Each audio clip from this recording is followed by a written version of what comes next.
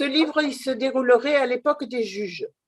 À l'époque, c'était des juges qui dirigeaient Israël, et on le verra dans le texte au premier verset. C'est une compilation, en fait, qui a été écrite après l'exil, après l'installation du peuple dans le pays de la promesse, le pays promis, et donc avant l'époque des rois. C'est un livre qui est assez court, qui fait 85 versets, que l'on trouve alors entre le livre des juges et le livre de Samuel dans la Bible de Jérusalem. Dans la Tob, ce livre est un peu plus loin. Après le livre des juges, après Samuel, après les rois, les prophètes, les psaumes et le livre de Job. Mais pour nos frères juifs, c'est un des livres historiques qui est lu entièrement lors des grandes fêtes. Et là, on le trouve après le Pentateuque. Voilà. Ça, c'est le contexte historique, là où comment il a été écrit. Voilà. Alors, on va voir, on va le découvrir. Ce livre raconte une grande histoire et c'est Françoise qui va nous aider à nous le remettre en mémoire si vous le connaissez déjà ou bien à le découvrir si vous ne l'avez jamais lu. Françoise raconte. Voilà. Donc, elle s'appelle Ruth. Dans sa langue, cela veut dire compagne, ça évoque le réconfort. Et elle habite dans la plaine de Moab. C'est un pays fertile. Et d'ailleurs, c'est le pays qu'avait choisi Lot, le neveu d'Abraham, vous savez, quand il s'était partagé le pays. Voici qu'un jour, arrive une famille.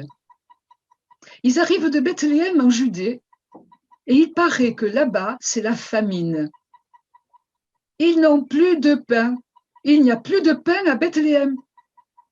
Alors, ils ont émigré ici, à Moab, pour ne pas mourir de faim.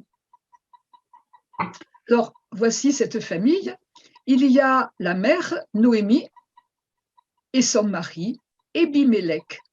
Et ils ont 2 garçons, Malon et Kilion. Ils s'installent. Mais quelque temps après, Ebimélec, le père, meurt. Quelque temps passe. Les garçons se marient et ils épousent des femmes du pays. Il y en a un qui épouse Orpa et l'autre qui épouse Ruth, notre Ruth. Et les années passent. Au bout de 10 ans, les 2 fils meurent. Noémie est désespérée. Ses fils n'ont pas eu d'enfants. Il n'y a pas de descendance pour sa famille. Au bout d'un temps, elle décide de revenir, de retourner à Bethléem. Elle a entendu dire que la famine est terminée et qu'il y a à nouveau du pain à Bethléem. Alors, elle appelle ses belles filles, Orpa et Ruth, et elle leur dit « Retournez chez votre mère, parce que moi je vais retourner dans mon pays, et vous, revenez chez votre mère, fondez une famille, que votre vie soit belle dans votre pays. » Orpa hésite, et puis finalement, ben oui, elle y va, elle revient chez sa mère. Mais Ruth dit non. Non, non, je ne te quitterai pas, je viens avec toi. Ton Dieu sera mon Dieu, ton peuple sera mon peuple. Où tu iras, j'irai. Et voilà, les 2 femmes qui marchent ensemble sur le chemin qui mène à Bethléem. Ah oui, le temps de la famine est bien terminé. Et même, c'est le temps de la moisson. Les épis d'orge sont dorés et bien lourds. Et bientôt, ce sera le blé qui va être mûr. Les ouvriers sont au travail. Et comme leur maître le leur a rappelé, ils ne ramassent pas les épis tombés derrière les gerbes. Ils sont, pour ceux qui en ont besoin, les glaneurs qui suivent les moissonneurs. Noémie et Ruth s'installent à Bethléem. Et bientôt, dans le groupe des glaneurs, on voit Ruth. Sur les conseils de Noémie, elle est venue dans ce champ pour ramasser des épis, pour faire du grain, pour pouvoir faire du pain. Le maître du champ, c'est Booz. Il connaît bien Noémie, d'ailleurs, il est de la famille de son mari, Ebimélec. Et il découvre Ruth, elle est belle. Il l'invite à partager le repas avec ses ouvriers et il lui donne du grain grillé. Et même il lui dit, avec ton pain, fais une bouchée et trempe-le dans la sauce. Et puis, quelque temps après, il se rend à la porte de la ville, là où siège le tribunal. Il choisit 10 hommes pour être ses témoins et il déclare « Je suis le racheteur de Noémie. Je prends Ruth pour femme. » Et c'est ainsi. Ruth et Booz se marient. Et quelque temps après, voici des cris à Bethléem. Noémie, Noémie, il est arrivé un fils à Noémie. Un fils à Noémie? Non, bien sûr, c'est le fils de Ruth. Mais Noémie a reçu cet enfant. Elle le pose contre sa poitrine. Cet enfant, les voisines crient son nom. Il s'appelle Oved. Cela veut dire serviteur. Plus tard, il sera le père de Jessé. Et Jessé sera le père de David, le grand roi.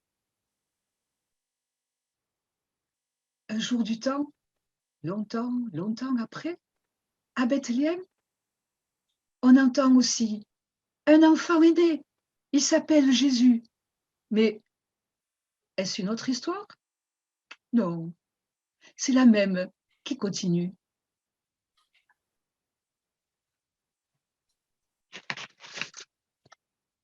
Merci Françoise. Toujours un bel exploit que nous fait Françoise, notre conteuse, d'arriver à raconter 4 chapitres en si peu de temps. On lui avait demandé d'être un peu, de raccourcir de façon à ce que vous ayez la parole après. Donc c'était un exploit. Mais je crois que ça nous a permis de bien entrer dans ce texte. Alors, si vous avez la Bible sous les yeux, par contre, vous allez pouvoir aller regarder de près et lire et voir ce qu'elle a changé ou ce qu'elle a peut-être interprété. On ne sait jamais. Elle interprète des choses, Françoise, des fois. Alors, nous prenons un petit moment pour... oui, vous pouvez vous remettre un affichage galerie peut-être, hein, en haut à droite, affichage, galerie, de façon à ce que vous voyez tout le monde. Voilà. Prenons un petit moment pour exprimer vos questions. Peut-être certaines d'entre vous en ont préparé à l'avance, ou alors il y a une question qui a surgi pendant le récit de Françoise. Là, je vous laisse peut-être une minute de réflexion, et dès que vous avez une question, vous ouvrez votre micro. Hein. Il est coupé à tout le monde, je vois là. Voilà.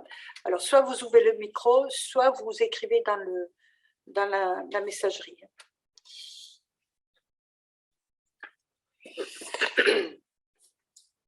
Est-ce que vous avez eu assez de temps? Est-ce que vous avez déjà une question? On peut démarrer? Alors, Lucette dit « J'étais emportée vraiment dans une scène où il y a famine. » D'accord, donc c'est la question de la famine qui vous a arrêté, interpellé. Et oui, c'est une grande question, on la reprendra. Donc on les reprendra tout à l'heure au fur et à mesure.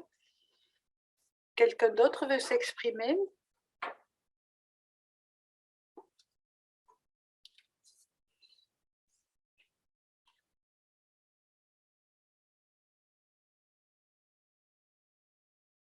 N'hésitez pas, hein, il faut ouvrir le micro, il faut oser. On n'est pas nombreux, il faut profiter. Françoise Gosselin veut parler? Les prénoms prédestinés. Alors, Françoise Gosselin parle par le chat. Les prénoms prédestinés, oui, on voit que ce sont des prénoms qui ont déjà... Les 2 garçons, par exemple, s'appellent déjà malades et on sait très bien qu'ils vont mourir. D'accord, donc ça a un sens. On va le voir. Maladie, épuisement. C'est curieux, non? Très curieux. Voilà. Allez-y. Et puis, il y a les deux belles filles. L'une s'appelle Volte-Face. Donc, on sent déjà que Compagne va rester. Et c'est presque comme des allégories. Oui.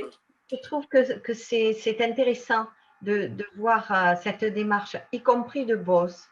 Ouais. Alors, la question que je me suis posée, c'est que souvent les artistes représentent des scènes emblématiques.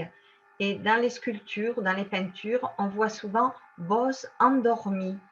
Oui. Ça m'a posé l'envie de vous poser la question des nuits qui sont si porteuses dans la Bible, soit des nuits où il y a des songes, soit des nuits où il y a des règlements de compte. Et là, des nuits qui viennent donner toute la maturation à l'action de l'esprit, quoi. Bien intégrée, voilà.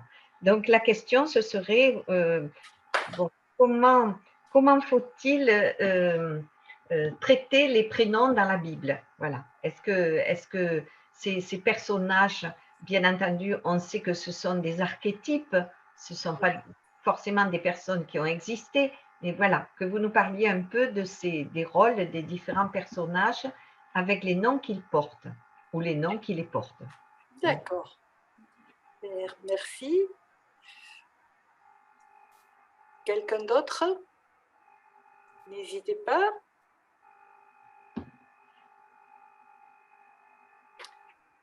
Dans la messagerie ou bien à haute voix.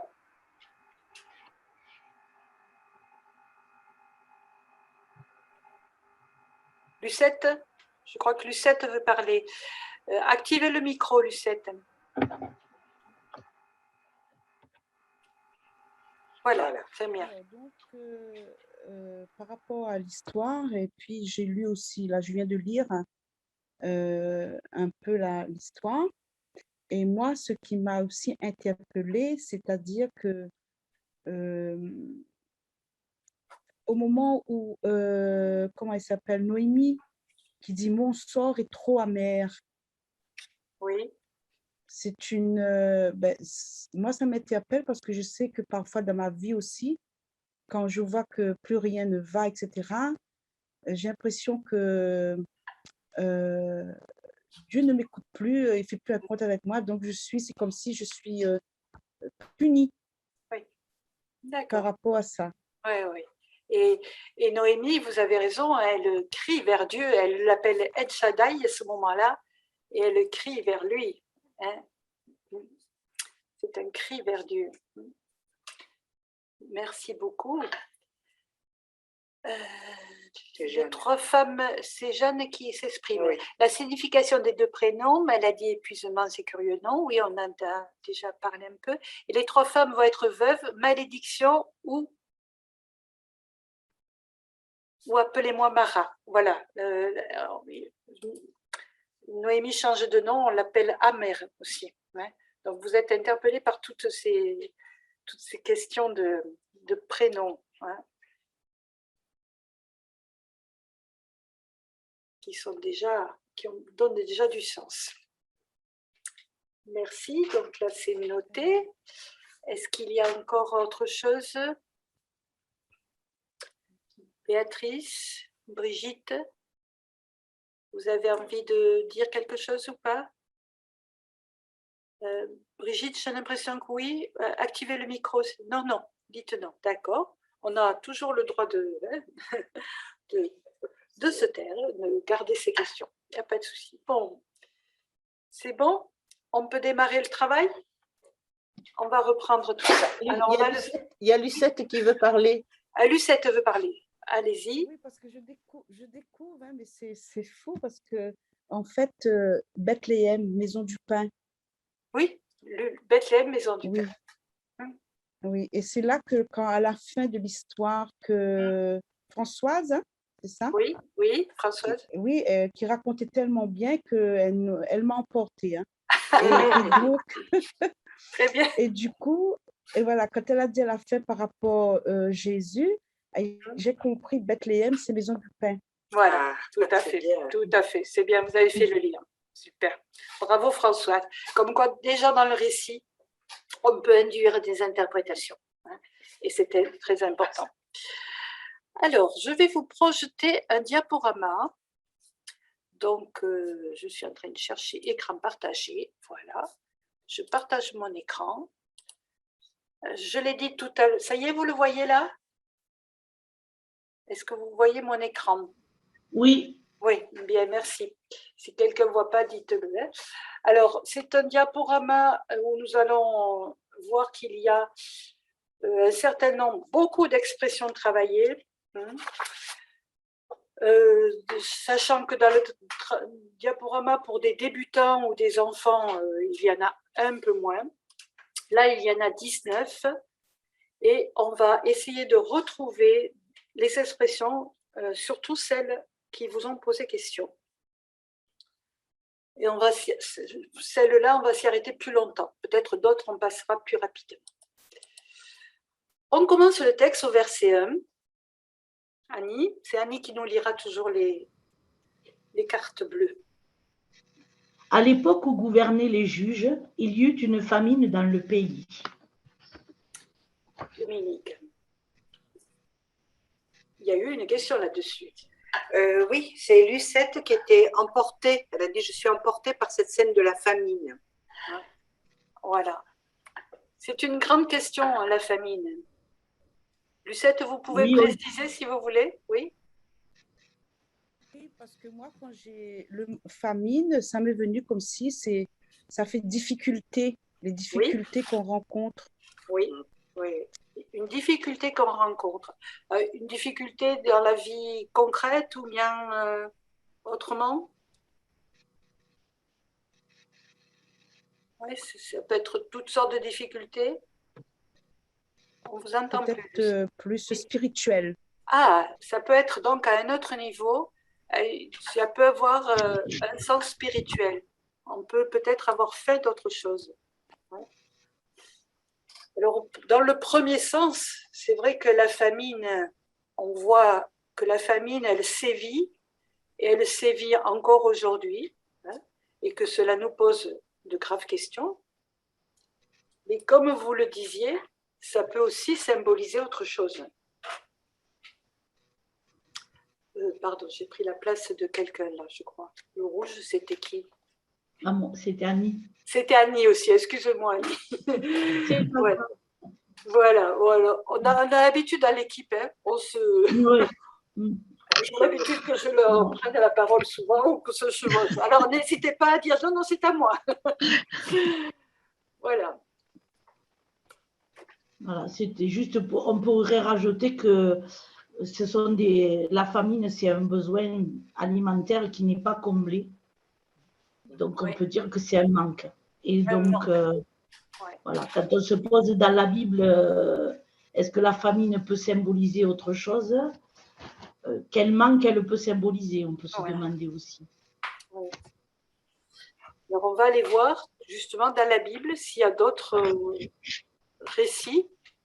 Est-ce qu'il y a des récits qui vous viennent où il y a des famines?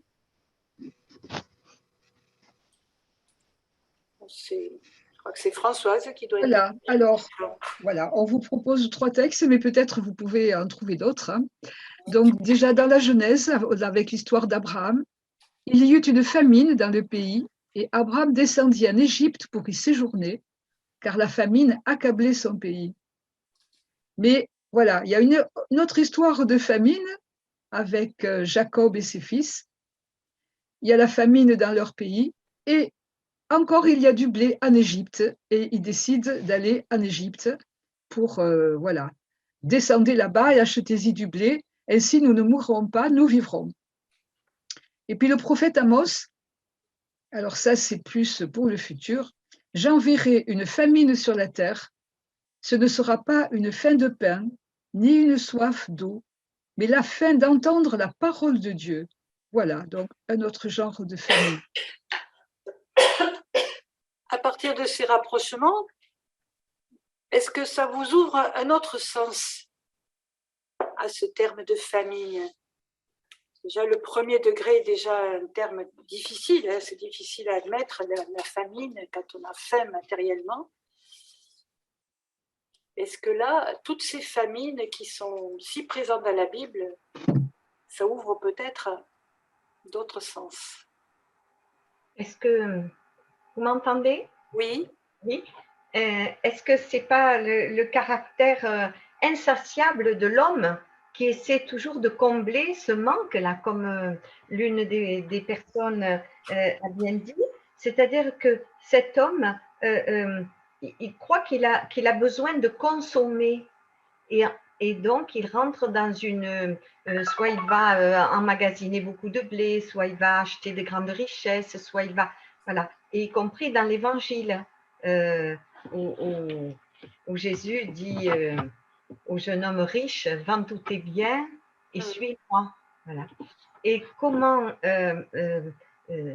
ça part même de la Genèse, où la convoitise de l'arbre, quel que soit celui qui l'a initié, montre ce désir de l'homme d'aller toujours plus loin, mais un chemin qui ne le satisfait pas, qui ne le comble pas.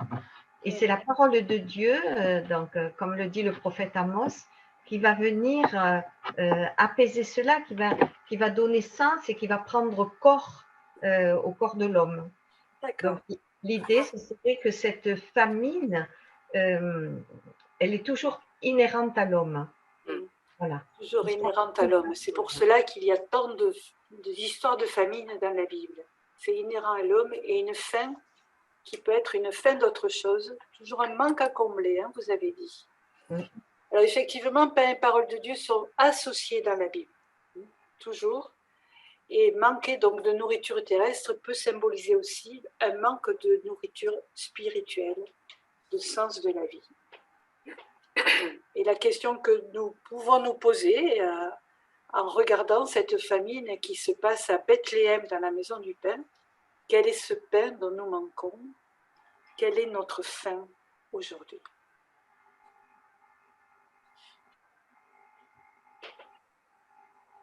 Je vous laisse, hein, c'est quelque chose un peu personnel, là, donc je vous laisse cette question.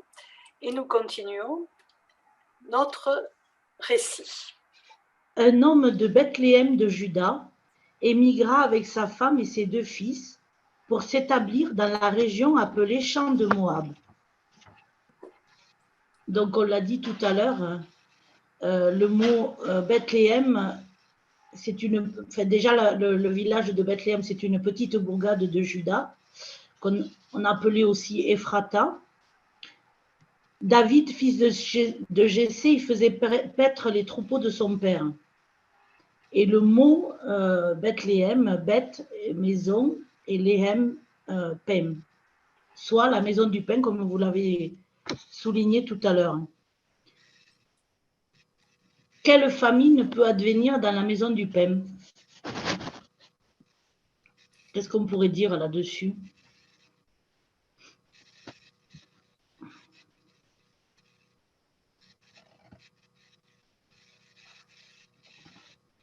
Quand on se trompe de pain. Comment? J'ai pas compris. Oui. Elle a son micro, Françoise. Françoise Gosselin, il faut ouvrir le micro pour parler. Voilà. Quand on se trompe de pain, lorsque ce qu'on mange ne nous plus, on sait ce pain est une illusion. Donc on manque de pain parce que le vrai pain on l'a pas. Oui. La nourriture n'est pas ajustée. Voilà. C'est pas ajusté. On va peut-être voir quelques rapprochements au niveau de... Des choses voilà, qui se passent à Bethléem, dans le prophète Michée qui annonce « Et toi, Bethléem Ephrata, le plus petit des clans de Juda, c'est de toi que sortira pour moi celui qui doit gouverner Israël. Il se dressera, il sera leur berger, par la puissance du Seigneur, par la majesté du nom du Seigneur son Dieu. Ils habiteront en sécurité, car désormais il sera grand jusqu'au lointain de la terre, et lui-même, il sera la paix. » On en a un autre, l'histoire que vous connaissez. Le Seigneur dit à Samuel, « Prends une corne que tu rempliras d'huile et pars, je t'envoie auprès de Jessé de Bethléem, car j'ai vu parmi ses fils mon roi. Ce sera donc le roi David. Et Jésus aussi, donc, est né à Bethléem. Joseph, lui aussi, monta de Galilée depuis la ville de Nazareth vers la Judée jusqu'à la ville de David appelée Bethléem. Il était en effet de la maison et de la lignée de David. Voilà, vous connaissez l'histoire. Et donc, elle mit au monde, Marie mit au monde son fils premier-né à Bethléem, où était né David, où était né Jessé et où était né Obed. Dans ce plus petit des clans de Juda. Donc, il se passe pas mal de choses à Bethléem. Et est-ce hasard qu'on dise que Jésus est né à Bethléem? Voilà, Jésus, il est né comme David dans cette ville de Bethléem, dans la maison du pain. Il est donc reconnu comme nouveau David, le nouveau roi qui va nourrir son peuple. Ça va, ça, vous l'aviez déjà repéré comme cela? Jésus, nouveau David, nouveau roi, puisqu'il naît comme David dans la même ville.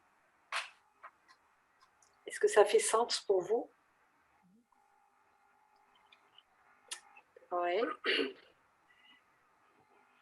Sachant que dans l'évangile de Jean, Jean va aller plus loin. C'est ça, le pain de vie. Au lieu de dire que Jésus naît dans la maison du pain, il ne va pas raconter la naissance, mais il va nous dire que Jésus dit « Je suis le pain de vie, celui qui vient à moi n'aura jamais faim ».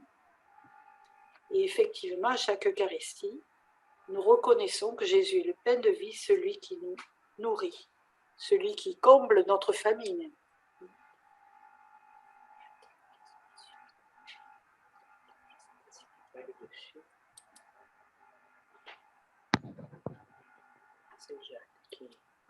Oui, Jeanne était intervenue, on le voit que maintenant dans la discussion, hein, en disant que famine, c'est la fuite de l'espoir de trouver mieux ailleurs.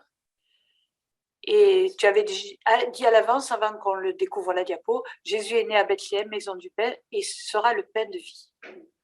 Effectivement. Voilà, donc Bethléem prend un autre sens à partir de ces rapprochements. Et on peut se dire, c'est peut-être pas innocent que Ruth soit de Bethléem.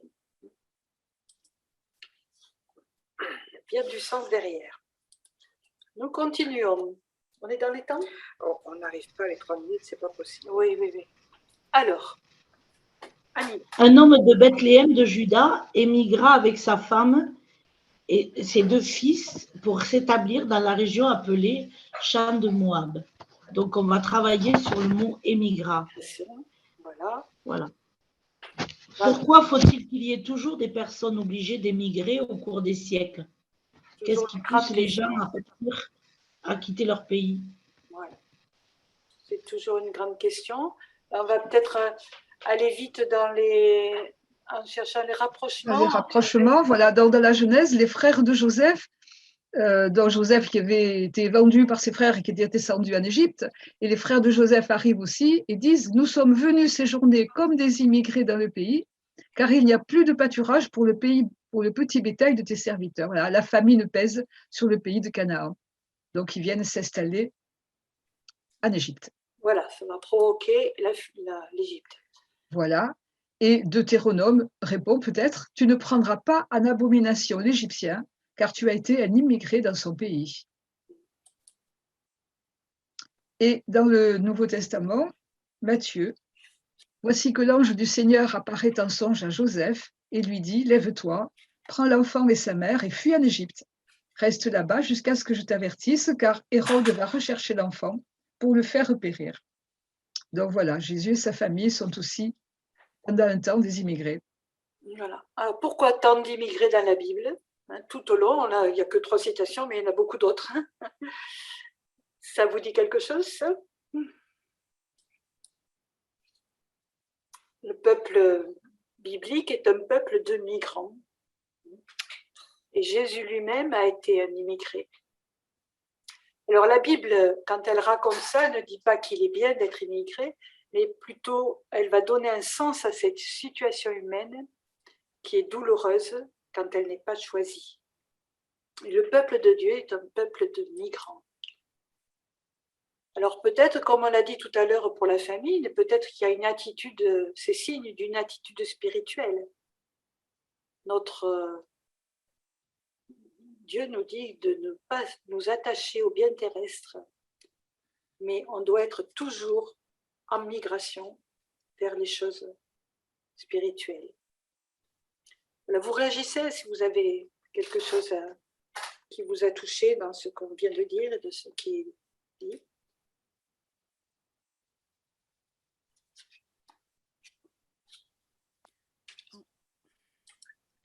Alors, on continue le récit. On va passer vite là, peut-être. Pardon, excusez-moi, j'ai fait une mauvaise manip.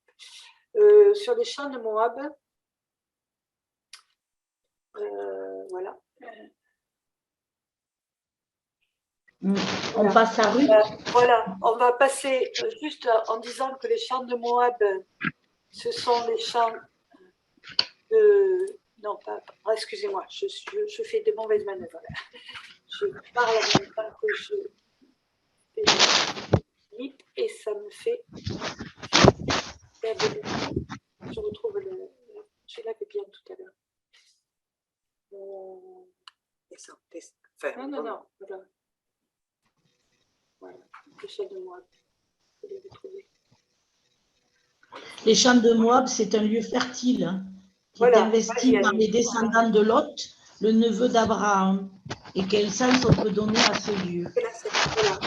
Donc, c'est symboliquement le lieu de la séparation, de la division. Hein.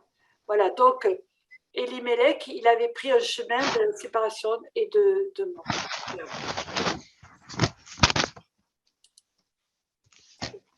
Est-ce que vous voyez mon écran? Non, Vous ne le voyez plus, d'accord. Alors, je vais essayer de le remettre. Pourtant, écran partagé. Voilà, là, ça va. Voilà. Voilà, donc c'est pas innocent qu'elle est dans les champs de Moab, hein, qui est un lieu de séparation, de division. Ils ont pris un chemin de mort. Et en retournant vers Bethléem, ils vont reprendre un chemin de vie. Ceux-ci épousèrent deux Moabites. L'une s'appelait Orpa, c'est-à-dire volte-face, et l'autre Ruth, c'est-à-dire compagne. Alors, là, il y a eu. Oui, vas-y. Il y a eu plusieurs remarques. Hein. Il y a eu Françoise Gossin qui disait des prénoms prédestinés. Comment traiter les prénoms dans la Bible. Jeanne a dit des prénoms qui changent quand Dieu fait alliance avec les hommes. Voilà, donc là, il y a un questionnement par rapport au sens de ces prénoms. Alors, est-ce que c'est une prédestination, à votre avis? Comment vous interpréteriez ça, que des prénoms ont du sens? C'est plutôt l'explication que la prédestination. Oui, on dirait une relecture après coup. Celui qui écrit le texte, ce récit, c'est déjà la fin. Voilà, il y a toujours une relecture. Donc, il induit dès le départ, par le prénom, il indique ce qui va se passer. Et effectivement, Orpa va tourner le dos, Ruth va être la compagne de Noé. Donc, Orpa et Ruth sont des figures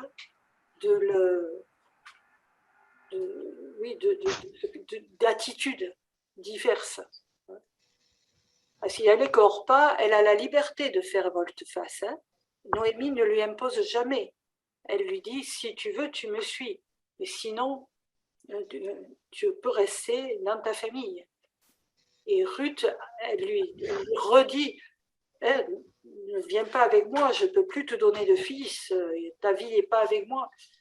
Et Ruth va devenir la compagne. Donc peut-être deux attitudes par ces deux prénoms qui nous sont données, des attitudes pour être celui qui suit, celui qui est ou celle qui accompagne, ou celui qui se retourne. Tout à l'heure, quelqu'un parlait du jeune homme riche. Ouais. C'est un peu ça aussi. Oui, vas-y. Moi, j'ai l'impression que dans nos vies personnelles, on peut être à la fois des Orpa et des Ruth. Ouais. Et que si on est Ruth, tout d'un coup, on peut devenir Orpa aussi, parfois. Mais redevenir Ruth après. Voilà. Une autre question qui se pose, c'est pourquoi raconter l'histoire de cette étrangère dans la Bible? Qu'est-ce qu'elle vient faire là-dedans? Voilà, c'est une fille de Moab, donc une étrangère, descendante du fils de Lot, Lot qui s'était séparé d'Abraham. Hein. Voilà. Et puis, alors là. Voilà, et puis alors, il y a quand même une sombre histoire dans cette affaire. Hein. Oui. Voilà, parce que Lot, neveu d'Abraham, donc il y a eu l'histoire de Sodome et Gomorrhe, enfin la pluie de feu qui tombe, et les deux filles de Lot donc, devaient être enceintes de leur père. Hein, vous savez, dans la grotte, là, elles se débrouillent pour... Et donc, l'aînée donna naissance à un fils qu'elle appela du nom de Moab, et donc c'est le père des Moabites aujourd'hui, qui habite dans les champs de Moab. Donc, je ne sais pas, il y a notre... Voilà, c'est ce que tu viens de dire. Hein. Voilà, exactement. Donc, en fait, Ruth, qui est une descendante de la fille de Lot, elle porte donc en elle quelque chose d'infamant. C'est une fille qui descend d'un inceste. Ça sera important pour la suite. Alors, il faut savoir que épouser une Moabite était interdit. Les fils d'Elimelech l'ont fait quand ils étaient à Moab. Hein, et ils se sont intégrés dans ce peuple avec lequel ils habitent. Et on verra tout à l'heure que l'avenir sera surprenant. Alors, on va s'arrêter un petit moment sur Ruth. Vas-y, Annie. Oui, allez-y, allez-y. Micro. Noémie, elle a pas refusé à ses fils, ni son mari n'ont refusé à leurs fils d'épouser des Moabites. Non. C'était. On n'en sait rien. Il y a eu il me semble que l'attachement que montrent les deux belles filles vis-à-vis de cette belle-mère montre une relative union dans cette famille. Bien sûr, il y a la mort qui vient séparer, mais au départ, il y a un désir d'intégration. Oui. C'était interdit, ça a été autorisé. Voilà. Oui, tout à fait. Et on le voit très très bien dans la Bible, ces moments où c'était interdit, et petit à petit, ça va être autorisé. Alors, Ruth, elle, pardon, qui est-ce qui doit présenter ça? Annie. Non, c'est pas Annie? Ton micro, Annie. Annie, le micro. Bon. Je n'y arrive pas. Donc, Ruth, elle est étrangère. Elle est du pays de Moab et son nom signifie compagne, amie rafraîchissante, réconfort. Ça nous dit quelque chose de ce qu'elle est. Hein. Pour Noémie, elle va être tout cela. Et on va raconter le récit d'une étrangère et c'est considéré dans la Bible presque comme une ennemie. Parce qu'elle descend de Lot, neveu d'Abraham. Voilà, et donc dans le Deutéronome, on a cet article de loi. L'Ammonite et le Moabite n'entreront pas dans l'assemblée du Seigneur, même à la 10e génération. Ils n'y entreront jamais. Cela parce qu'ils ne sont pas venus au-devant de vous avec le pain et l'eau sur la route quand vous sortiez d'Égypte. Ils sont vraiment relégués les moins que rien. Voilà, donc il y a un moment dans la Bible où il y a cette interdiction. Et pourtant, Matthieu nous dit, Salmon, de son union avec Rahab, engendra Boz. Boz, de son union avec Ruth, engendra Jobed. Jobed engendra Jessé. Et Ruth est donc citée dans la généalogie de Jésus par Matthieu.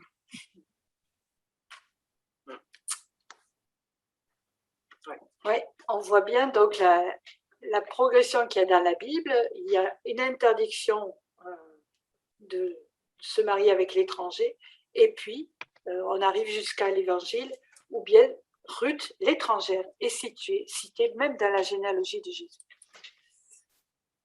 Une discussion de Béatrice. Béatrice nous dit, nous sommes tous des exilés sur cette terre vallée de larmes. Oui. Oh, c'est fort comme expression, ça. Mais je vois l'autre côté, c'est-à-dire que le Seigneur, il ne se préoccupe pas de savoir si on est étranger ou pas étranger, et il fait sa descendance de tous les hommes et de toutes les catégories d'hommes. Tout à fait. Voilà, donc là, je passe vite, on l'a déjà dit, une progression dans la représentation de Dieu qui s'est faite petit à petit, et Dieu accueille l'étrangère qui accepte de le suivre, de cheminer avec lui. Elle est même dans la descendance, dans l'ascendance de Jésus. Jésus descend d'une étrangère, d'une femme et d'une étrangère.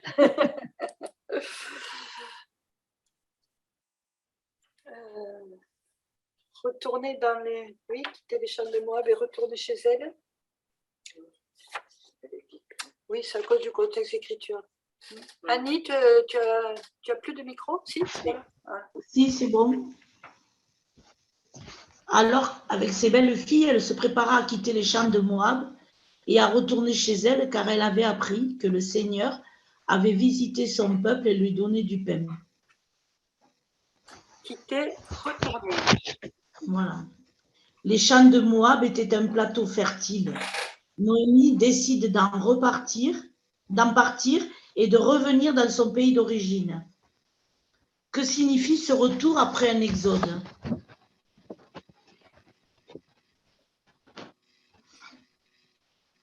Alors,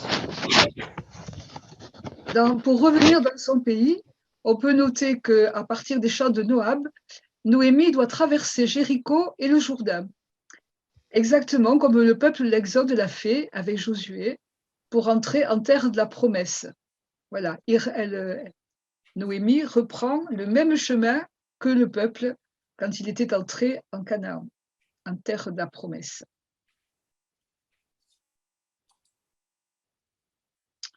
Voilà, donc on peut penser avec cet exemple que les auteurs écrivent sans doute après l'exil à Babylone, au 5e siècle avant Jésus-Christ, et que eux, ils racontent d'une autre façon leur retour en terre de la promesse, puisque probablement eux aussi, pour eux, ils ont revenir. Il y a ce terme de retourner, de revenir, qui est important.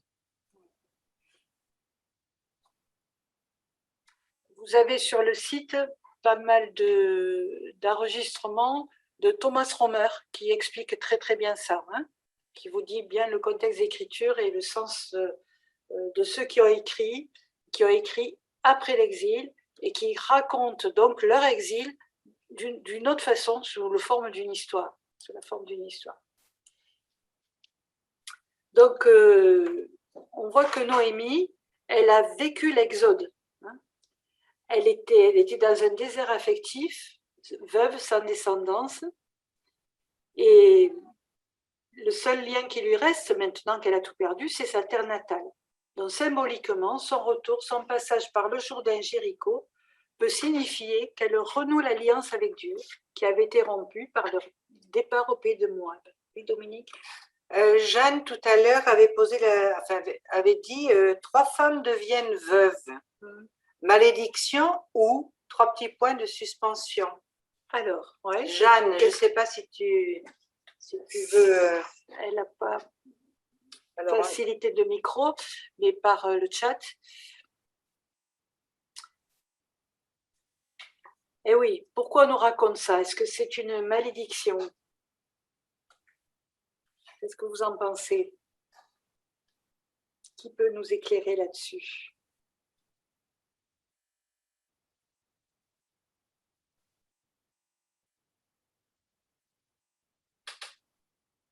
Est-ce qu'on peut dire que c'est une malédiction? Oui, moi j'ai envie de dire aussi, c'est si le grain de blé ne meurt, ne tombe pas en terre, voilà, rien ne se produit. Or, Oui. Quelquefois, il faut une mort ou un abandon pour Oui. que quelque chose d'autre renaisse. Et là, quand elle retourne, quand elle fait ce retournement, c'est un peu de l'ordre d'une conversion. Oui. Le cri qu'elle adressait à Dieu peut être revendicatif tout à l'heure, au moment où elle partait, où elle ne voyait que ses manques, le retour lui montre presque qu'elle rend grâce, quoi, qu'elle revient chez elle, mais il y a eu du fruit. Voilà, cette alliance a porté du fruit. On peut aussi se demander si, je ne sais pas, Oui, mais le fait que les trois hommes de la famille, on va dire, soient décédés, peut-être que s'ils n'étaient pas morts, il n'y aurait pas eu ce retournement, ce retour vers Bethléem, et du coup, il n'y aurait pas eu la rencontre entre Ruth et Boz, etc., etc., etc. Oui, c'est un peu donner du sens à tous ces moments de malheur et de voilà, qui vont apporter malgré tout quelque chose de, oui. de positif. Oui. Alors Jeanne, elle se demande pourquoi on insiste sur le fait qu'elles sont veuves toutes les trois. Oui. Moi, je pense Pour bien Oui. faire comprendre, quoi. Oui. oui, qu'elles ont tout On perdu. pourrait aussi dire que le fait qu'elles soient veuves tous les trois et sans enfants, la descendance s'est coupée, la lignée Voilà. s'est coupée. Oui. Et c'est peut-être pour ça qu'on insiste là-dessus. Oui. Il y a une descendance qui est coupée. Et que Voilà. c'est écrit après l'exil. Donc il y a cette peur de ne pas assumer la descendance d'Abraham, qui est plus de suite, que l'avenir soit bouché. Quand il n'y a pas de descendance, l'avenir est bouché. Il n'y a pas d'avenir pour le peuple. Je crois que ça rejoint vraiment notre situation d'aujourd'hui. Quel avenir il y a pour le peuple de Dieu? Et également, au moment de l'attente de la venue du Messie, le peuple était en demande parce qu'ils étaient justement en manque de quelque chose. Ouais. Oui.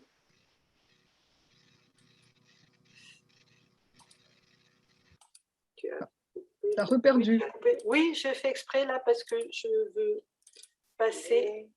Voilà, je vois le temps qui passe, donc Voilà. je vais passer à une autre. C'est ce que j'allais dire, le temps Voilà, passe. merci. Le temps passe vite. Voilà, je repartage. Alors, oui, on saute quelques versets. Voilà. Allons-y. Alors, avec ses belles filles, elle se prépara à quitter les champs de Moab et à retourner chez elle, car elle avait appris que le Seigneur avait visité son peuple et lui donné du pain. Alors, de quel pain s'agit-il ici?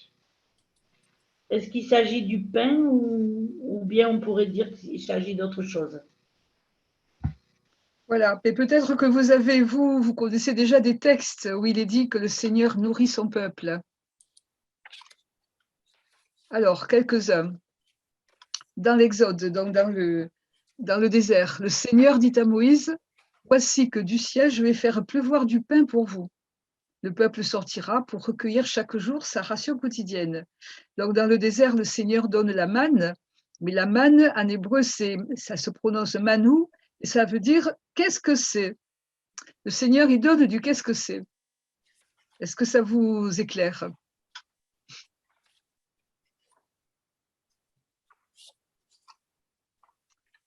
Un autre exemple, peut-être, un autre texte?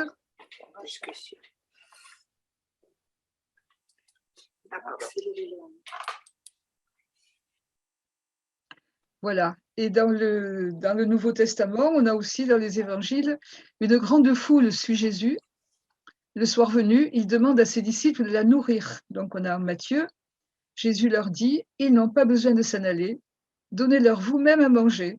Et ils mangèrent tous et furent rassasiés. Et Luc nous raconte la scène, le dernier repas de Jésus. Le jour de son dernier repas avec ses disciples, Jésus, ayant pris du pain et rendu grâce, il le rompit et le leur donna, en disant, « Ceci est mon corps, donné pour vous, faites cela en mémoire de moi. » Alors, quel est ce pain que Jésus partage et qui est son corps?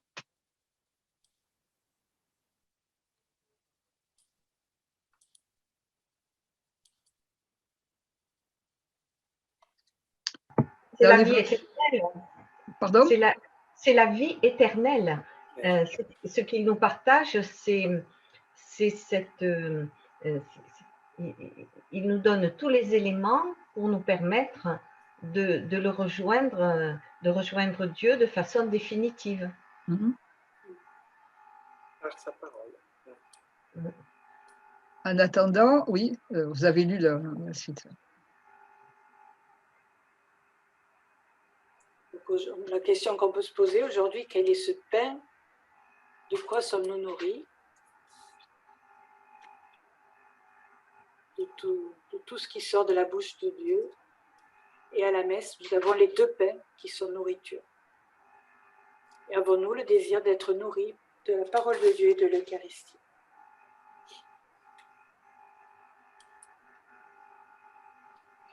Alors, on va peut-être passer un peu vite sur certaines expressions, parce que je vois l'heure qui tourne. Jeanne a trouvé que c'était la parole. Ah, oui. Et Lucette aussi. Et Lucette Bravo, aussi. mesdames. Bravo, mesdames. Alors, je vais passer peut-être un peu vite là. Hein. Ruth dit « Où tu iras, j'irai ». Donc, on voit qu'il y a une confiance et une fidélité de Ruth envers Noémie, hein, qui à la fois envers sa belle-mère, mais cette confiance, elle va dire aussi la confiance en Dieu, puisqu'elle va changer de Dieu. Elle va lui dire tu seras, enfin, ton Dieu sera mon Dieu et ton peuple sera mon peuple. Voilà. Et c'est là qu'on retrouve que cette histoire de Ruth fait le pendant avec Abraham, hein, où le Seigneur lui dit, quitte ton pays, ta parenté, la maison de ton père, voilà, il va vers le pays, je ferai de toi grande nation. On pourrait l'entendre quasiment s'il le disait à Ruth de la même façon, hein, je ferai de toi une grande nation, voilà. C'est Thomas Romer qui dit que Ruth est le pendant d'Abraham, le pendant féminin d'Abraham. Voilà. Il dit cela et de voilà. Job. Et de Job. Hein, voilà, parce voilà. Quand Ruth dit à Noémie, où tu iras, j'irai, voilà, c'est aussi une proposition de Jésus. Quand je serai parti, vous préparerez une place, je reviendrai, je vous amènerai auprès de moi. Voilà, Seigneur, nous ne savons pas où tu vas, comment pourrions-nous savoir le chemin? Et Jésus dit, moi je suis le chemin, la vérité et la vie. Personne ne va vers le Père sans passer par moi. Donc effectivement, on entend résonner, où tu iras, j'irai. On peut entendre résonner. Alors, j'arrête mon écran 2 secondes pour trouver la diapo suivante dont j'ai besoin. Vous voyez que toutes les expressions pourraient donner lieu à des débats, hein, donc tout est important. Mais ce que je veux, c'est qu'on passe la question du rachat, parce que ça c'est important, il ne faut pas la sauter. On y va sur cette phrase. Oui, c'est vrai, Lucette, je viens de lire ton message. Il dit aussi, Jésus, qui me voit mon Père. Hein, oui. Et oui. Donc, pour aller au Père, voilà, il faut aller vers Jésus. Voilà. Alors, Annie? C'est vrai que j'ai droit de rachat, mais il existe un plus proche parent que moi qui a droit de rachat. Voilà, donc il y a cette histoire de droit de rachat qu'il faut travailler un petit peu. Annie? En Israël, au temps biblique, il existait des lois, un droit de rachat relatif à la terre qui pouvait être racheté par une proche parenté. On trouve ça dans le Lévitique 25. Il y avait la coutume du lévira. Le plus proche parent d'un défunt avait pour mission d'accueillir sa veuve, la prendre sous sa protection et lui offrir une vie décente pour qu'elles ne soient pas obligées de mendier pour vivre. Deutéronome 25.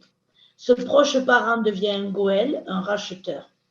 Le livre de Ruth a lié astucieusement ces deux obligations. Voilà. Racheter les terres et racheter la veuve. Voilà, c'est le seul livre qui allie les deux. Donc, à la fois, il y a tout un dialogue dans le récit qui va racheter les terres et en même temps acquérir la veuve. Donc, Ruth, c'est la coutume du Lévira. Voilà, ce terme de Goël peut aussi désigner un défenseur ou le rédempteur et s'appliquer à Dieu. Ça nous est dit aussi dans le Deutéronome. C'est vrai que nous, on met racheteur, on met quelque chose de financier derrière, mais ça peut avoir aussi un autre sens. Et voilà, vous connaissez l'histoire. Maître Moïse a dit, si un homme meurt sans avoir d'enfant, le frère de cet homme épousera sa belle-sœur pour susciter une descendance à son frère.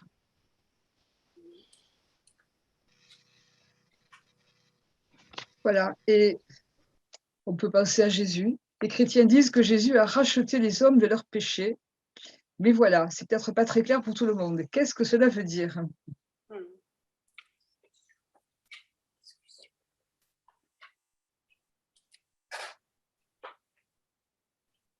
Moi, je vais me référer à Marie-Noël Trabu qui disait, parce que le rachat me fait penser à rançon, Ouais. et elle dit que dans la rançon pour la multitude, il faut le remplacer par libération. Le sens exact, c'est libération. Ouais. Donc, si on fait la même application ici, ce rachat, c'est notre libération. Oui. Nous ne sommes plus en esclavage. D'accord. Ouais.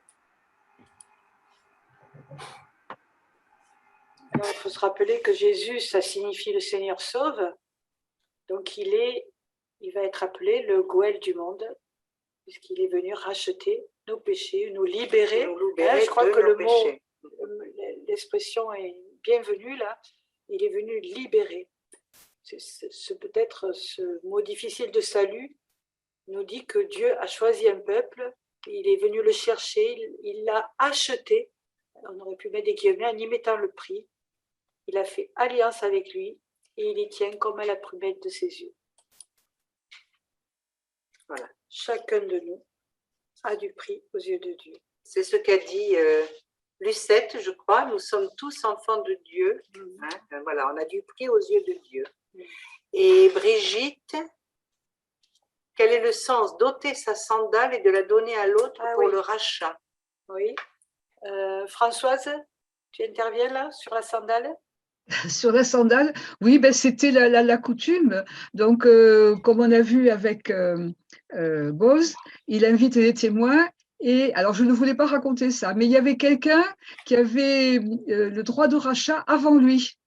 Et donc, il demande à cette personne, est-ce que tu veux racheter?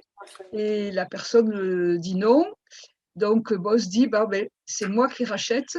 Mais pour montrer, et il y a des témoins, que c'est bien toi qui est le premier acheteur, mais que tu me laisses la place, tu quittes ta sandale et tu la montres, voilà, en signe que, voilà, on voit bien que tu es d'accord pour me laisser la première place pour racheter Noémie et épouser Ruth. Voilà. Merci. Merci Françoise.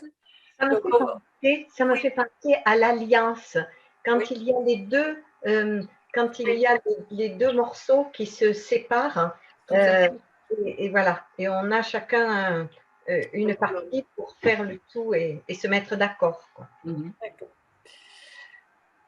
Alors, on va passer un peu vite sur la fin. Donc, elle enfante un fils, c'est quand même peut-être voir l'importance de cette naissance. Pourquoi nous dire à la fin, elle enfante un fils qui va nous rappeler. Et ça nous rappelle des histoires que vous connaissez. Voilà. L'ange Gabriel annonce à Marie, voici, tu vas concevoir et enfanter un fils et tu lui donneras le nom de Jésus. Et l'ange du Seigneur voit aussi Matthieu dans Matthieu. Et dans Matthieu, c'est Joseph qui est visité par l'ange. Elle enfantera un fils, lui donnera le nom de Jésus, c'est-à-dire le Seigneur sauve, car c'est lui qui sauvera son peuple de ses péchés. Peut-être qu'effectivement, si on traduit par libérer, c'est plus facile à comprendre. Oui, oui, oui. Voilà, de Ruth, Marie, en quoi sont-elles pareilles, en quoi sont-elles différentes? Ça vous a peut-être des idées, hein, mais fait, bon, pour aller un peu plus vite, on découvre que dans les deux cas, il y a un enfant qui naît. Et pour Ruth, cet enfant annonce un avenir. On l'a bien vu dans le texte. Ça annonce une descendance, une libération, un avenir possible pour Noémie et pour tout le peuple. Puisque dans cette descendance, il y aura David. Et pour Marie, son enfant Jésus va être sauveur du monde. Je vous propose maintenant de vous dire, de vous poser cette question.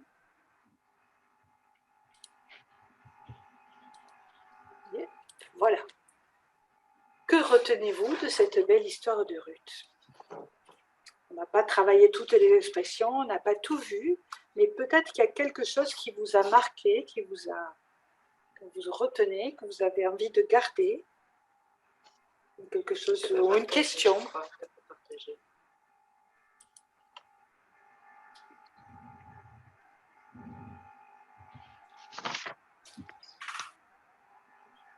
Est-ce que Marie-Lise est revenue? Non, je ne connais pas Isabelle. Bonjour Marie-Lise.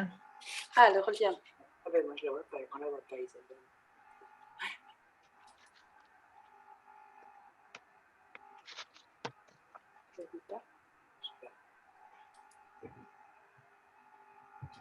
Je ne le vois pas. Vous voyez. Voilà. Est-ce que quelqu'un veut nous dire ce qu'il a retenu, ce qu'elle a... Oui, ce qui l'a touché de cette histoire, qu'elle a envie de discussion. Parler. Alors, il y a 3 discussions. On va aller les voir. Vas-y. Alors, remonte un peu le lien avec la descendance de Jésus. Comment je remonte? Là, avec là. Voilà, là, tu montes un peu pour voir qui c'est qui l'a dit. Ah. Donc, on en était à l'esclavage.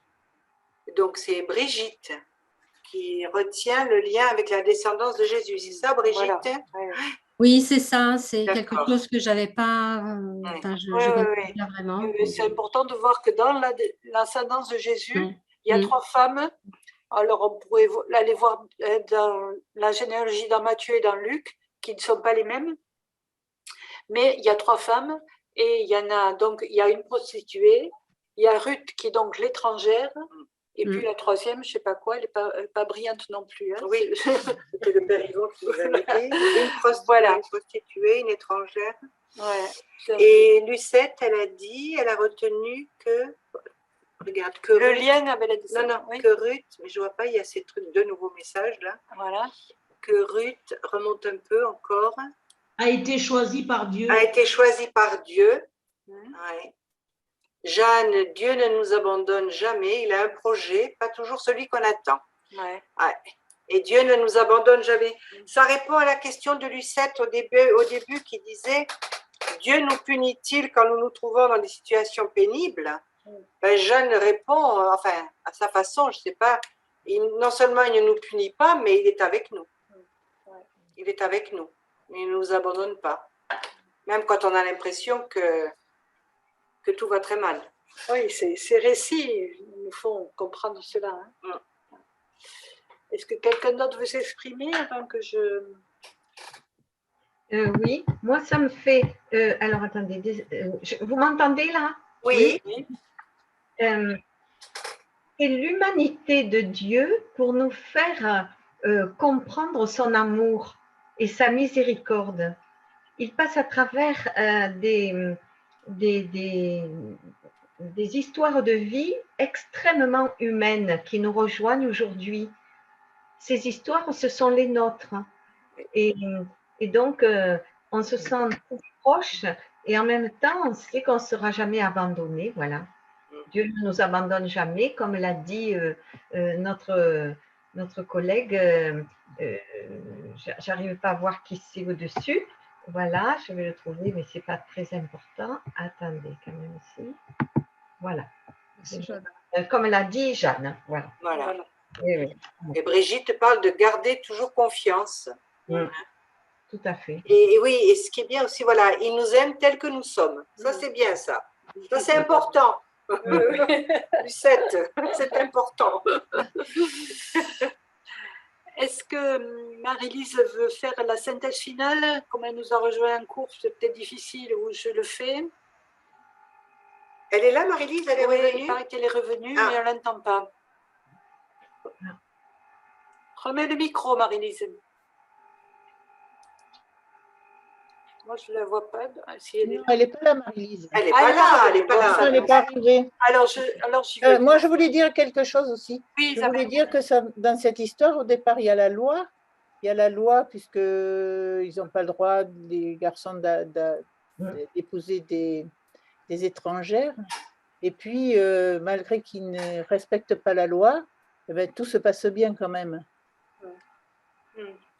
Oui, oui, parce qu'on va plus loin que la loi. Hein. Parce qu'on va plus loin que la loi. Oui, oui, voilà.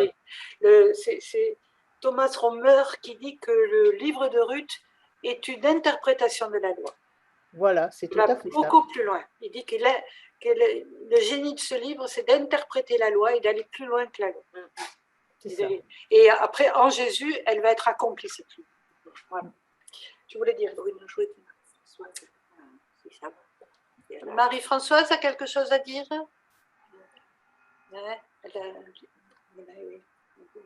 Alors, je vous propose une synthèse finale. On voit que ce livre de Ruth est un livre important de la Bible. Il raconte une histoire mouvementée, mais qui ressemble beaucoup à notre histoire d'aujourd'hui. Et par cette naissance d'un enfant, il annonce un avenir. Ruth, on l'a dit, elle est comme Abraham, elle est le pendant féminin d'Abraham. Elle a répondu à l'appel de partir et d'aller vers la terre de la promesse. Et elle a choisi le Seigneur, ton Dieu sera mon Dieu, ton peuple sera mon peuple. Les évangélistes, en citant une femme étrangère, Ruth, comme grand-mère de David, ancêtre de Jésus, disent bien, par ces généalogies, qu'on a du mal à lire au début de Matthieu, de Luc, ces généalogies, on passe vite, on n'a pas envie de les lire, mais ils nous disent déjà, dès le départ de leur évangile, qu'il est bien le Messie, ce sauveur qu'on attendait, qui vient accomplir les Écritures et qui annonce un royaume ouvert à tous. Voilà, elles sont importantes, ces généalogies. Mais Ruth, on ne la connaît pas, donc on ne sait pas. Voilà, il faut aller lire le livre. Voilà. Autre chose, par rapport à la maison du pain, Jésus naît dans la ville de Bethléem, maison du pain, hein, qui, comme David, comme Ruth, et il ira beaucoup plus loin puisqu'il dira « Ceci est mon corps, prenez et mangez » et il se révèle pour nous le pain de vie qui nourrit tous les hommes. Ainsi, Dieu réalise la promesse faite aux hommes. Il y avait une annonce d'un fils qui allait naître, d'une promesse, et cette promesse se réalise, ça s'appelle l'incarnation, par Jésus, qui est Dieu, Fils de Dieu, qui aime et qui sauve tous les hommes. On l'a dit plusieurs fois au cours de notre petit échange. Peut-être pour conclure, comme Ruth, nous pouvons dire au Seigneur aujourd'hui, où tu iras, j'irai, ton Dieu sera mon Dieu et ton peuple sera mon peuple. Il y avait quelqu'un qui a mis, c'est parti 3 fois, il y a 3 fois le même message. Oui. Je ne sais plus de qui c'était ça. Oui, c'était Jeanne. Lâcher prise devant les difficultés, faire confiance à Dieu, mais cela ne veut pas dire ne rien faire. Et oui, ouais, voilà. On est libre. On est libre, mais on a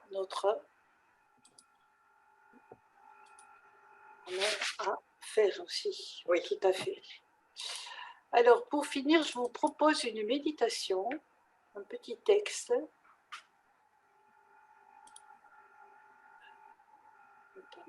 Voilà, à partir du début, voilà, je repartage. Avec les images qui sont dans le diaporama du théâtre d'ombre que vous avez trouvé sur le site ou que vous trouverez. Voilà un petit temps de méditation finale. Se met en esprit de méditer avec Ruth et de se dire que nous cheminons vers Noël. Partir. Drame de l'existence. Partir pour chercher du pain. Partir pour vivre. Partir vers une quête de bonheur. Partir vers l'essentiel de la vie. Comblés, ils sont partis. Vides, ils ont erré. Étrangers, ils se sont perdus.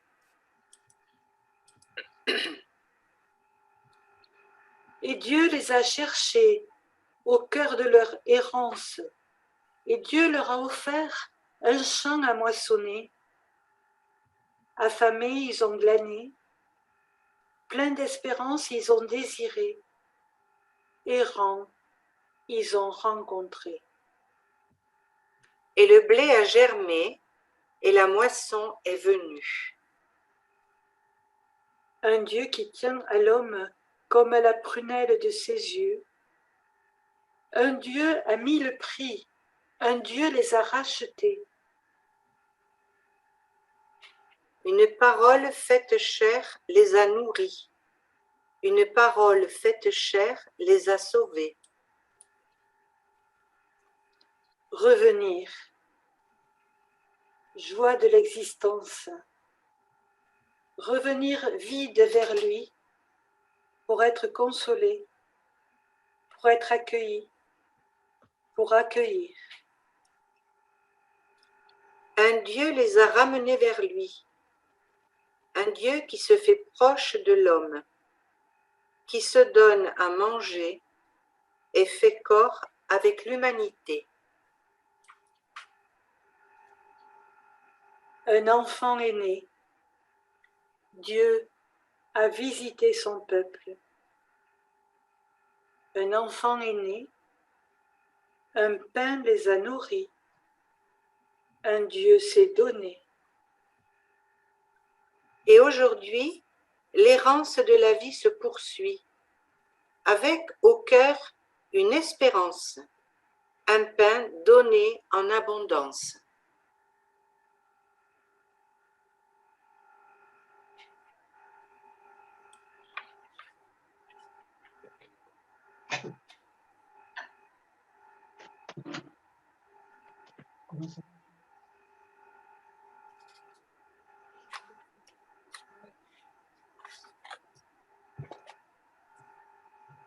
Merci pour cette Voilà, nous avons fini notre petite intervention. Si c'est 8 heures, on avait dit qu'on arrêtait à 8 heures, mais si vous avez des questions, des réactions, des choses à demander, voilà, il n'y a pas de souci, nous sommes là, nous pouvons continuer. Si quelqu'un doit partir et nous laisser, il n'y a pas de souci. Voilà. Est-ce qu'il y a des réactions?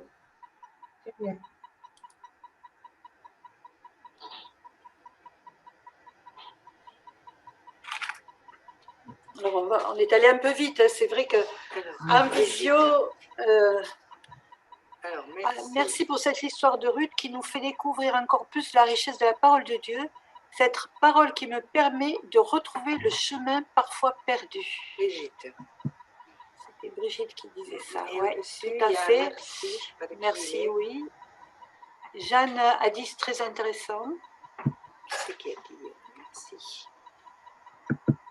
Merci, c'est Jeanne. Voilà, ouais. Et là, attends. Béatrice dit merci pour cette présentation extrêmement riche et intéressante qui ouvre une foule de pistes.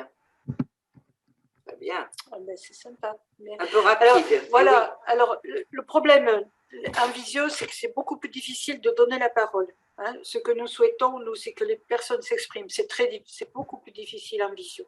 On est plus sur un style presque conférence, quoi. C'est nous qui donnons, qui apportons beaucoup de choses.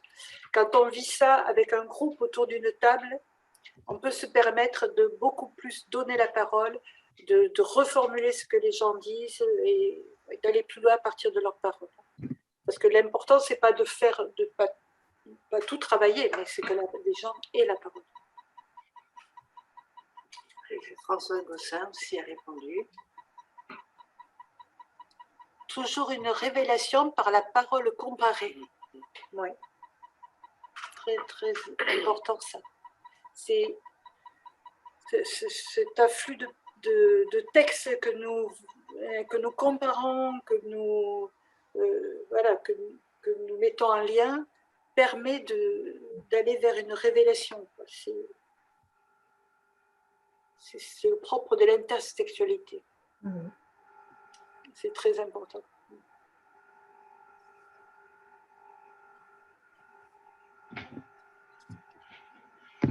Lucette aussi dit quelque chose, a écrit quelque chose. Merci beaucoup, très enrichissante, belle découverte qui me fait mieux comprendre à travers le chemin de la parole. Oui. Voilà. Et Béatrice aussi, là. Est-ce qu'on peut retrouver votre présentation pour le reproposer chez nous? Alors oui, évidemment. Alors tout est sur le site et vous avez plusieurs possibilités. Donc il y a ce diaporama pour adultes. Donc on peut proposer avec des catéchumènes, vous travaillez avec des animateurs, avec des parents. Hein. Moi je fais des réunions de parents. L'année dernière, je les ai faites par visio, pareil, de la même façon, du même style. Et cette année, on les fait en présentiel, c'est beaucoup plus intéressant, mais bon, mais toujours avec un diaporama. Et il y a un diaporama qui existe, qui est simplifié, donc qui sera accessible plus à peut-être à des catéchumènes, ou à des enfants, hein, ou à des débutants, où il y a moins d'expressions, peut-être moins de textes pour que ce soit plus accessible à tous. Et vous l'avez aussi, alors sous forme de cartes. On appelle ça des cartes indices, c'est-à-dire que ce sont des cartes à découper et c'est comme si on jouait aux cartes. On sort la carte rouge qui pose une question, on en discute, on sort la carte verte qui donne un rapprochement, on en discute aussi, et on sort la carte jaune qui donne le sens. Hein. Et petit à petit, avec ces cartes-là, on avance. Donc autour d'une table, c'est sympa aussi à faire ça. Et pareil, il y a la formule adulte ou la formule enfant. Ou jeune ou débutant, quoi. Voilà. Est-ce qu'il y a d'autres choses? Oui. Un peu court, oui. Et oui. Oui. En visio, il ne faut pas trop dépasser non plus 1h30. Non, c'est fatigant. C'est parce que c'est fatigant, ouais. Il faudrait 2 heures, en fait. À quand la prochaine, demande Françoise? À quand la prochaine? Alors, c'est une bonne question. C'est à vous. Là, c'est un essai qu'on a fait en se disant, voilà, on n'a jamais proposé de visio, ce qui permet de voir des gens qui viennent de loin. Hein. Merci à Lucette qui est arrivée de la Réunion. Jamais elle serait venue à Montpellier. Nous, pour aller à la Réunion, c'est un peu compliqué. Voilà, donc on s'est dit, il faut tenter ça, quoi. Tenter de rejoindre les gens là où ils sont. Et si vous en souhaitez d'autres, il n'y a pas de souci. L'équipe, vous avez vu, elle est prête. Il manquait quelqu'un de notre équipe que je n'ai pas présenté. C'est Dominique. Une autre Dominique. Oui. Voilà. Donc, je sais pas, là, vous avez de quoi faire jusqu'à Noël avec le site. Hein. Peut-être en janvier, si vous souhaitez quelque chose. En janvier, c'est Jésus à 12 ans. C'est l'enfance de Jésus qu'on va visiter. Voilà. Si vous le souhaitez, on refait. Est-ce qu'il faut nous dire aussi si l'horaire vous va bien, si le style vous va bien? Très bien. Pas de problème. Vous pouvez méditer et nous envoyer un mail sur le site. On le lira attentivement. Voilà. Alors, il y avait aussi 2 personnes qui se sont excusées et qui ont demandé d'enregistrer. Donc, je vais vous envoyer le lien. Vous pourrez le voir. D'accord. Vous êtes d'accord pour qu'on le renvoie? Ce sera interne à notre groupe. Voilà. Parce que Cécile, alors on n'a pas de... Non. Alors, une question importante de Béatrice. Oui. Comment peut-on soutenir votre travail? Oh, bravo. Bien. Faites de la pub, utilisez le site. Voilà. Utilisez le site, dites-le autour de vous. Voilà. Achetez notre livre. Voilà. Refaites notre réunion autour de vous. Oui, le livre. Là, vous savez que nous avons publié un livre qui s'appelle Au cœur du mystère de la messe et le livre d'accompagnement pour l'animateur pour préparer la première communion. Donc, vous pouvez acheter le livre. Vous avez tous les renseignements sur le site. C'est une façon aussi de nous soutenir les auteurs, puisque le site est entièrement, lui, il est gratuit. Voilà. Non, mais c'est très important d'avoir vos réactions et, et votre soutien. Ouais. On apprécie beaucoup. On vous remercie d'avoir été là et merci à vous. d'avoir participé. Pas d'autres questions, c'est bon? Non, c'est bon. Vous savez tous aller sur le site et retrouver ce dont vous avez besoin. Hein? Voilà. Il n'y a pas de problème, je vois des signes de très bien. Très bien. N'hésitez pas, dès qu'il y a quelque chose, vous envoyez un mail, vous dites il y a ça qui. Puis on a eu des soucis techniques aussi ces derniers temps avec le Drive, donc ça limite les possibilités de charger les documents et ça nous a vraiment gênés. Et ça continue de nous gêner. Et c'est indépendamment de notre volonté. Très bien. Bon. Voilà, et bien.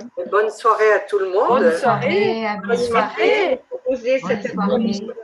Bonne soirée à tous. Au revoir.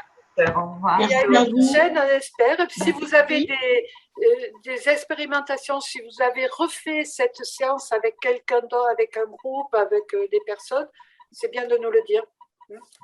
Voilà, parce qu'il faut toujours. Oui, mais j'irai quand même sur votre site pour prendre des outils aussi. Oui, super. Oui, d'abord, voilà. Ouais. Et après, s'il y a des choses que je ne comprends pas, ben, je me réfère à vous. Voilà, Voilà. tout à fait. Tout à fait. Pas de problème, on répond. Un petit grain de sable. Hein. Oui. Merci beaucoup à tout le monde. Voilà, donc, merci à vous. Moi j'ai une question pour Lucette. oui, Comment vous avez connu notre site? oui, c'est une bonne question, Isa. Par rapport aux ANA, Osana. j'ai cliqué sur un lien comme ça. Ah, voilà. Et puis, voilà, j'ai vu ça et donc j'ai vu que c'était quand même un peu plus à ma portée aussi par rapport à la simplicité. D'accord. Ah, c'est gentil de le dire ça, parce qu'on nous dit souvent qu'on est compliqué. Non, bon, ça va alors. Non, ça peut paraître pour compliqué. l'explication et tout, même si c'est pour l'explication et tout, même si mes petits-enfants étaient là, ils auraient compris l'histoire. Le fait déjà de raconter l'histoire. Oui, voilà. oui, ça c'est important. Vous avez raison. Ça m'a vraiment, voilà. Et Et maintenant, c'est vous qui allez la raconter à vos petits-enfants. Je vais bien essayer. Hein. Voilà, je vais le faire. Oui. Après, vous avez vu que sur le site, il y a des vidéos pour. Oui, c'est ça. Ça vaut pas le récit direct. Quand Françoise nous raconte, on est dedans. Hein. Oui. Bon. Mais quand c'est vrai qu'on n'a pas toujours le temps d'approfondir le texte pour se le faire sien, donc il y a des petites vidéos qui aident bien, hein, qui sont appréciées par tous les âges d'ailleurs. Voilà. Oui, voilà. Voilà. Ouais. Brigitte, vous avez quelque chose à nous dire? Oui, j'étais en train de vous écrire, mais je vais vous le dire. Ah, voilà. Parce que j'ai vu que j'ai fait une erreur, j'ai envoyé juste à Jeanne. Je vous connais depuis Ecclésia, c'est-à-dire avant, j'avais expérimenté porte-parole.